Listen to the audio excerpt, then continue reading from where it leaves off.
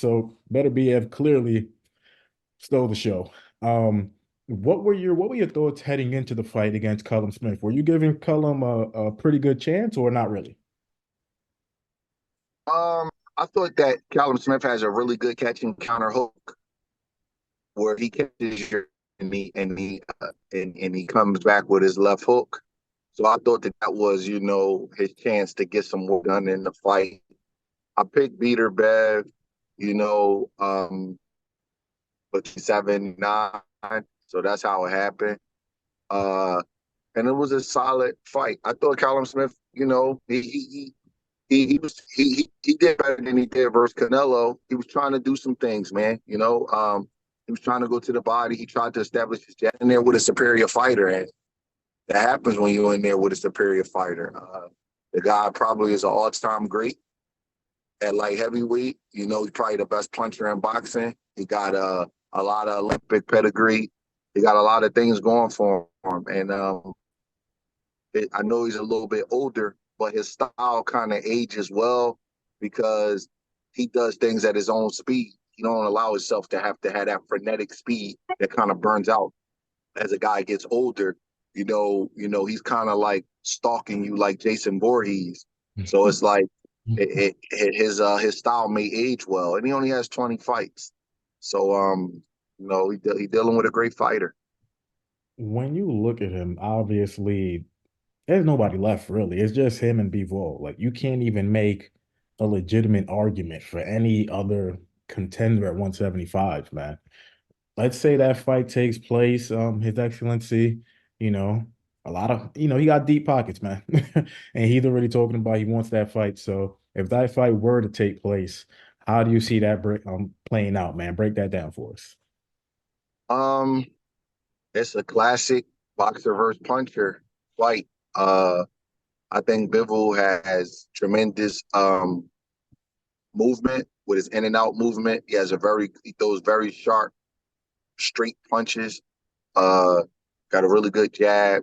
Has a really good rhythm to the way he fights. He has fast hands. He's a consummate boxer.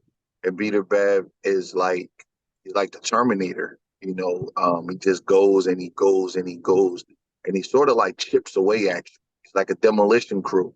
And those punches. Did you see the guy in Billy fight before Beterbiev? Yeah, Yeah, Murdoch. you see how like loud and Bailey's punches look like everything is like wound up and so loud, and Yeah. it's just where Beterbiev he doesn't give you that impression when he's punching.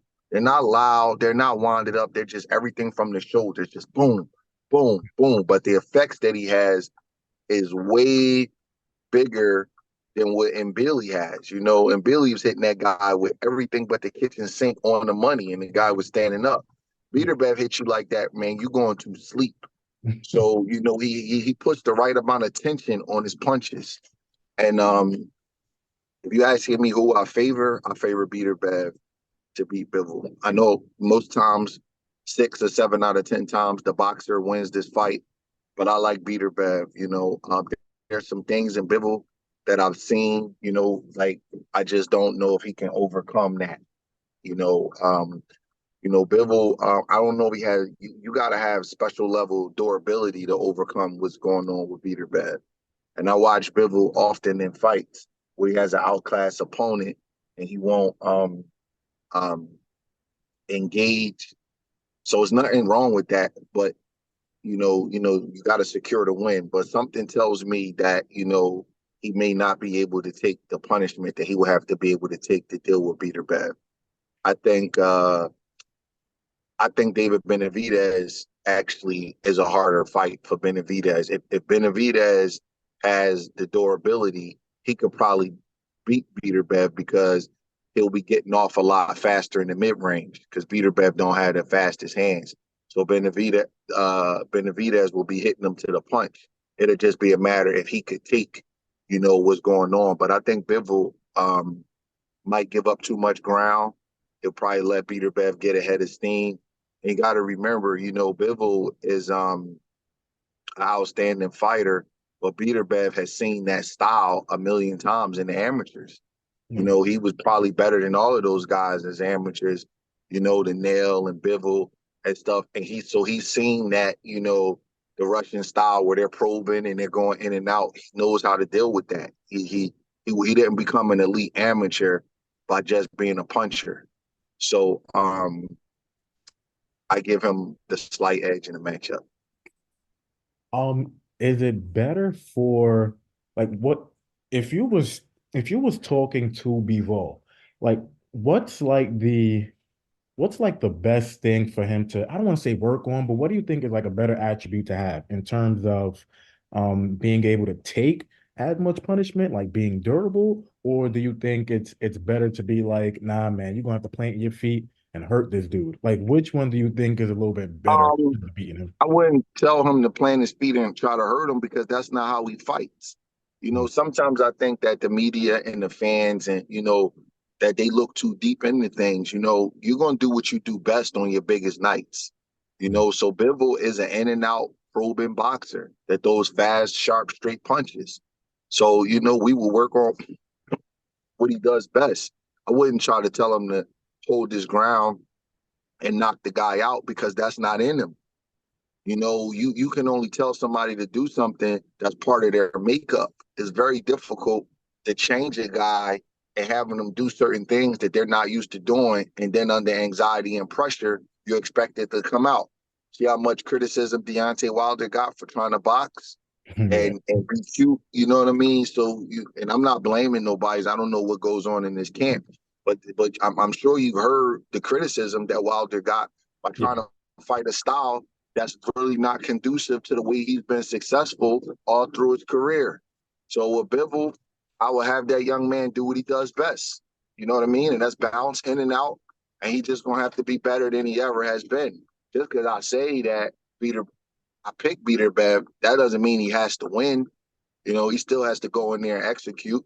And Bivol's a tremendous fighter. You know, Bivol may beat him, you know, but I'm partial to Beterbiev in the matchup because I just think that he's used to singing that style and he didn't get to the Olympics for no reason. He didn't have the amateur record that he had for no reason.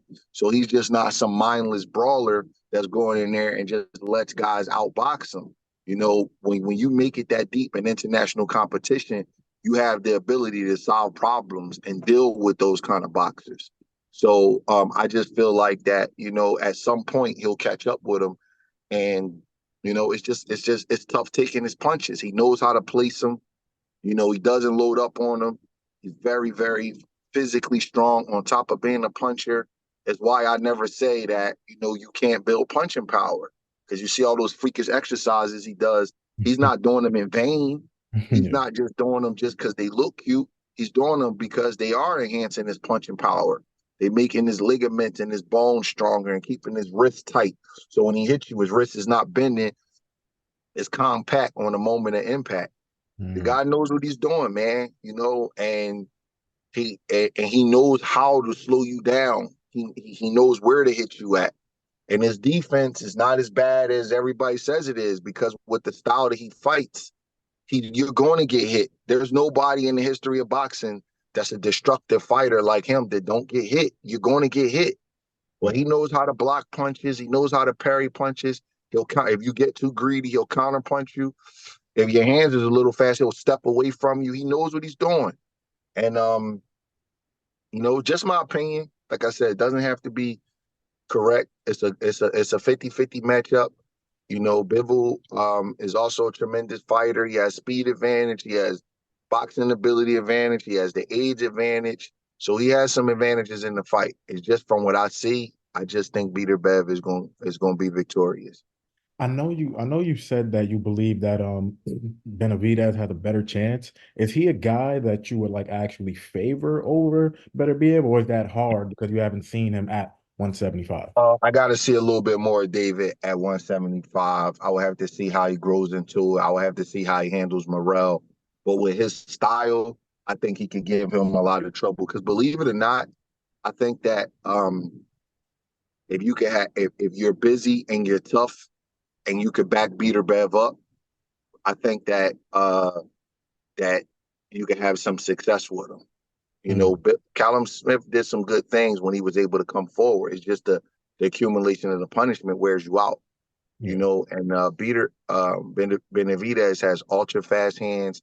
He goes to the body. He's also mean. He's also a killer. So he's going to be able to match um, Beterbev's, intensity and mannerisms. He's going to be able to go there with him. So I think that he would have small advantages in that. It kind of would be like I know that Chavez won the fight with Taylor, in the last second knockout. I don't want to get Mhm. into the controversy of the fight, Yeah. but Taylor was able to win a lot of rounds from Chavez because the hand speed advantage was so great. And he was right there in the box with him to make sure that he was able to take advantage of Chavez's mistakes.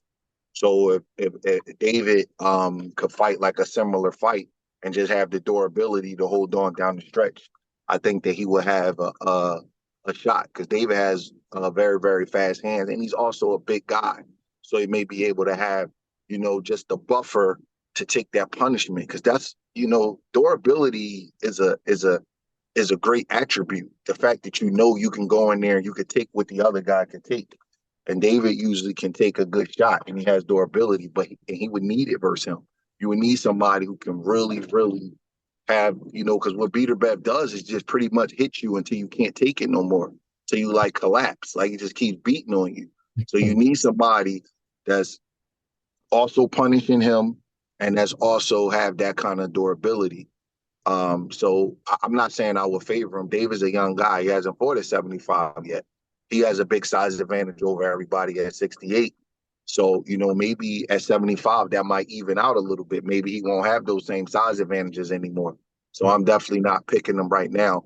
But I just feel like that style, if he could back Beterbiev up a little bit and force Beterbiev to kind of be on the defensive a little bit more, sort of how Taylor for Chavez, where if you watch that fight real close, Taylor was beating Chavez on the inside and in the mid range a lot.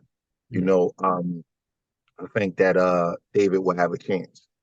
Let me just ask you this, because moving away from Benavidez, hadn't fought at 75, but at one point, I think it was maybe last year or so, maybe the year before, but no, year before. Canelo was just like, look, man, Beterbiev, I'm down for it. And we all know Canelo could take a shot. He's definitely one of the most durable guys in the history of boxing. I think I've never seen him hurt or anything like that. And at least to me, from my eye, he can box on outside, he can box on inside, but he's also the type of guy that likes it when people come towards him and counter punch and get his stuff off. So, what do you think about Canelo? Would you give him a chance or nah? Better be. A couple years ago, I did. I did. Right now, I'm gonna say Beterbiev might be a little too strong. Mm, Canelo's a little guy. yeah. You know what I mean? He's a little guy, and I just don't know if a fighter, you know, that used to fight at 47 and 54 can beat Beterbiev. I'm just not sure if that's possible. Mm, You're just giving up a lot. Beterbiev was in the amateurs at 201 pounds. That's where he fought Usyk at in the amateurs. And yeah. you're just giving up a lot of just natural size and bone density. So right now, you know, I don't know if Canelo want to deal with that, man. That would shorten his career. Like the punishment that he would take would just be a massive amount of punishment. I just don't know if he's willing to do that with the kind of money he got in the bank. I'm just keeping it real. Like we got to see him get in the ring with Benavidez and Morrell before we expect him to fight Beterbiev. Eddie Reynoso is a very, very, very successful trainer and manager, and he's not there for no reason. He Mhm. understands what he's looking at, and that's a tough fight. You know, um, Canelo might be a little too small. And if he takes the fight, man, more power to him. But fighting Bivol and fighting Beterbiev is different. Bivol can outbox you. Beterbiev could kill you. It's a little different. Willing to take that chance, he could kill you. You know what That I'm saying? that's a Like big difference. uh, the threat level is different. See, Buddy McGirt, he didn't wait for that referee. He jumped in the ring. He know what he's looking at. He could kill you. You know what I mean? So it's just a little bit different. If they was close to the same size, I think Canelo would have a hell of a chance. I really do, because Canelo is the truth when guys come to him like that. But man, I just don't. He just will be giving up a lot, man. And Canelo got over 60 fights, if I'm not mistaken. Guy, the wear and tear start getting to you, 65, man. I think 65 or 66, something like that. Yeah. Hey, man, you want that big guy beating on you, man? You know what I mean? He's Yeah. already outsized at 168. He Yeah. already went to 75 and found it wasn't as easy to walk Bivol down. So now you want to deal with that? Listen. I think we gotta be fair to Canelo. Like, Yeah.